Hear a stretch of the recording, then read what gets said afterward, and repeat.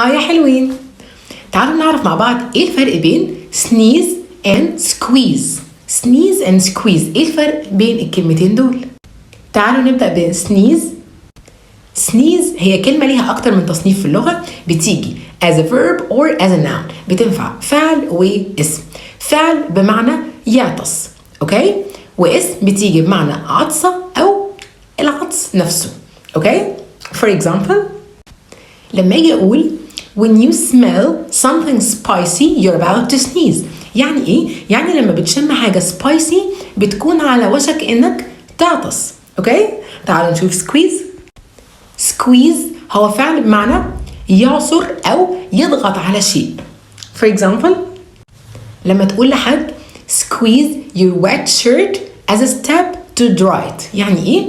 يعني اعصر التيشيرت المبلول الخاص بيك كخطوة ان انت تنشفه، اوكي. that's it.